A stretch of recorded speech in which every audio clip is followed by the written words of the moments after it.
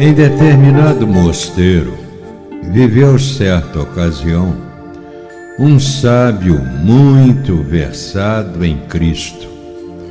Chamava-se Sadhu Sundar Singh.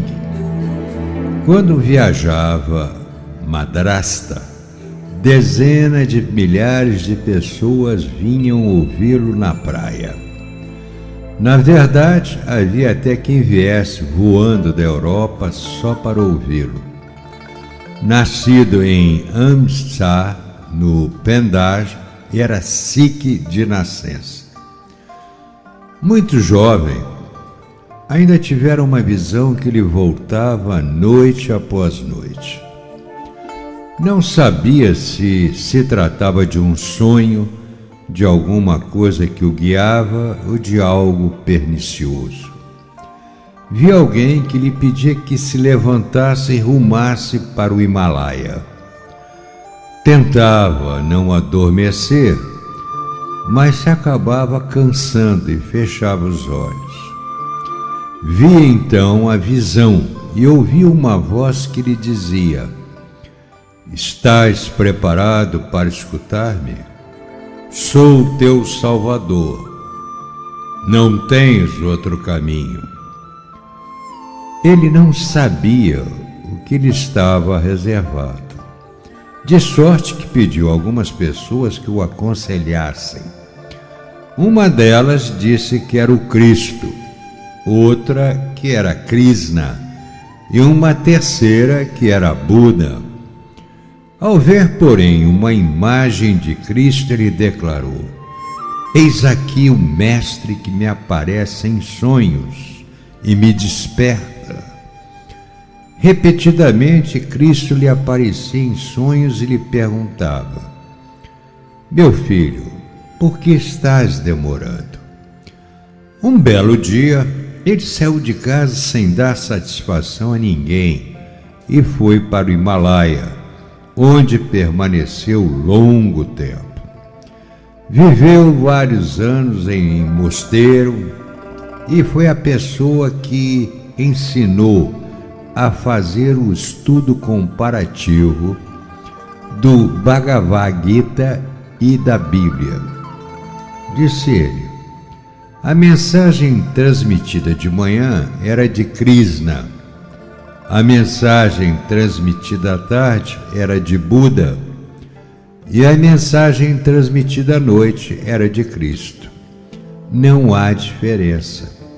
Cristo, o compassivo, Buda, o iluminado, e Krishna, o perfeito. Transmitiram suas mensagens de acordo com as suas épocas e com as necessidades das massas preparadas para segui-los.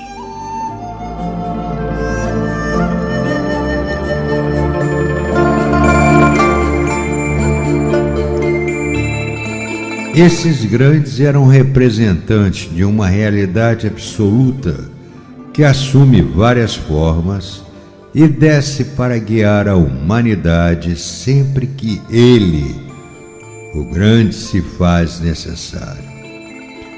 Os sábios têm uma tradição de reverência a todas as grandes religiões do mundo.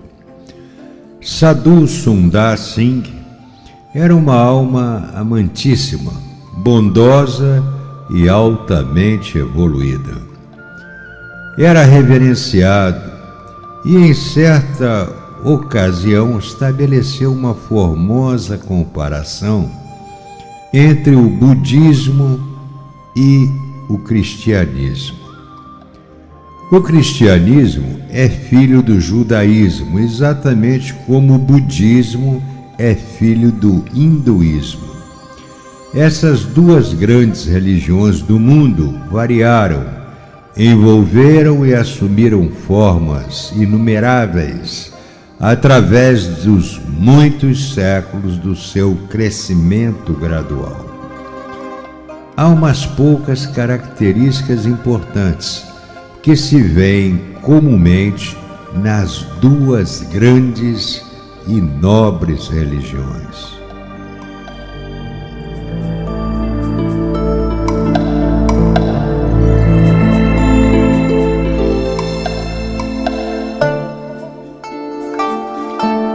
As duas religiões dão uma ênfase positiva ao sofrimento e à compaixão de toda a humanidade. Adotam fundamentalmente o ideal do amor a ponto de aceitar dificuldades para salvar terceiros. Ambos consideram o amor desinteressado essencial ao homem e procuram cultivá-lo aos seus seguidores.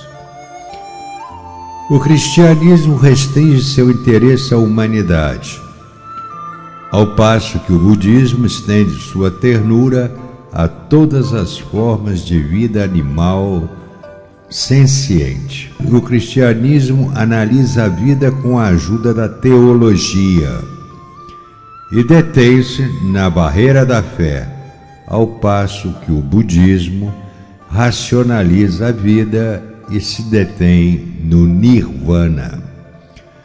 O ascetismo budista ensina a paz e o ascetismo cristão ensina a alegria, mas a compreensão de ambas as religiões chega ao ponto da paz e da alegria que o mundo não pode dar nem tirar.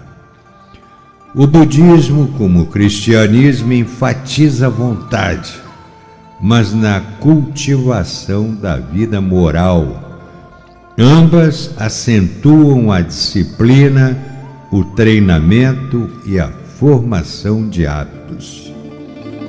Em seus aspectos mais latos de ensino, as duas religiões não são muito divididas.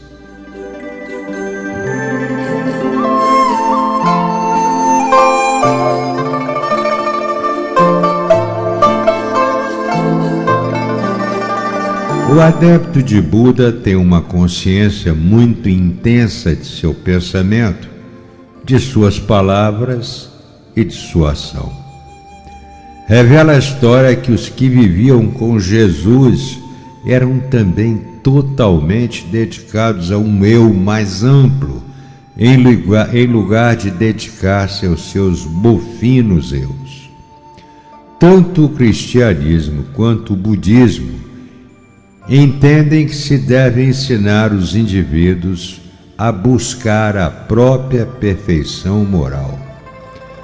Acredita o budismo nas 4 verdades nobres, segundo as quais o grande manancial de dor tem sua origem no desejo.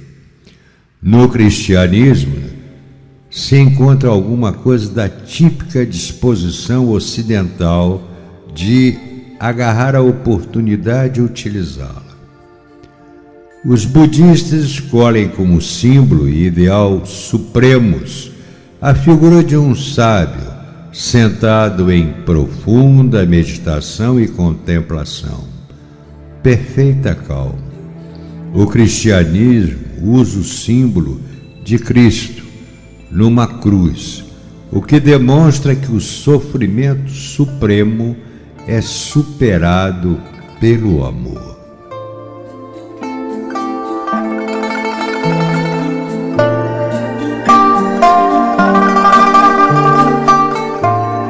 As características de Buda e de Cristo são semelhantes e todavia diversas. Jesus era o intenso amante da verdade. Buda, o sábio calmo e compassivo. Nas atitudes metafísicas das duas religiões, há um contraste na questão da ética. O cristianismo é teísta e o budismo aparentemente agnóstico. Esse contraste esclarece por que os adeptos de ambas as religiões se enganam às vezes ao afirmar que sua religião contém todos os valores de ambos, esquecidos de que ambos são gênios peculiares e contribuíram para a construção da humanidade.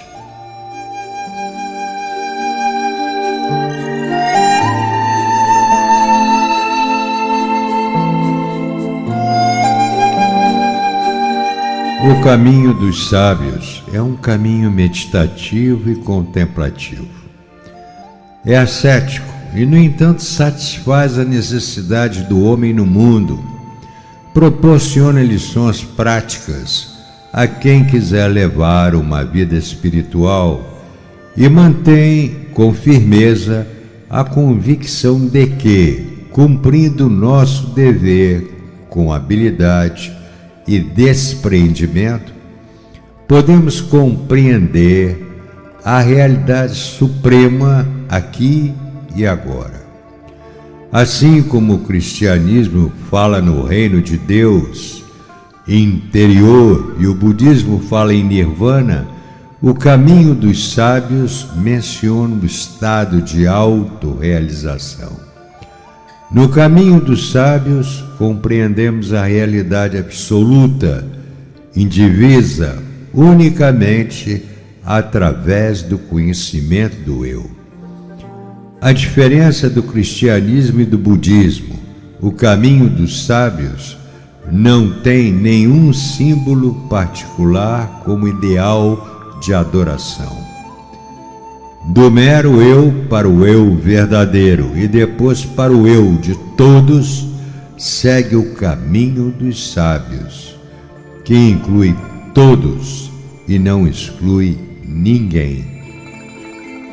A fala vigorosa da Sadhu Sundar Singh exercia profundo efeito no coração dos outros. Ele costumava caminhar sempre na consciência de Cristo. Um dia perguntaram-lhe: já vistes Deus? E ele respondeu: insultai-me fazendo essa pergunta. Vejo Deus o tempo todo. Acreditas que eu o tenha visto apenas uma, duas ou três vezes? Não, eu estou com o meu Senhor o tempo todo. Quando não posso estar com Ele, Ele está comigo. Tende a bondade de explicar? Perguntaram-lhe. E ele explicou lindamente. Enquanto permanecerdes consciente, estais com Deus, conscientemente, recordando-o. Quando vossa mente consciente principiar a desvanecer-se, à proporção que adormeceis, entregai-vos. Seja o vosso derradeiro pensamento antes de irdes para a cama. Ó Senhor, fica comigo, eu sou teu e tu és meu, e o Senhor permanecerá convosco a noite inteira. Podereis estar sempre juntos. Um dia, este grande sábio desapareceu nas alturas do Himalaia. Ninguém sabe para onde foi. Tentou-se um sem número de vezes rastreá-lo, mas em vão. Porém, ele ajudou a compreender que é possível viver constantemente na consciência de Deus. Ainda existem sábios desconhecidos como esse. Abençoados são os que vivem na consciência de Cristo durante o tempo todo.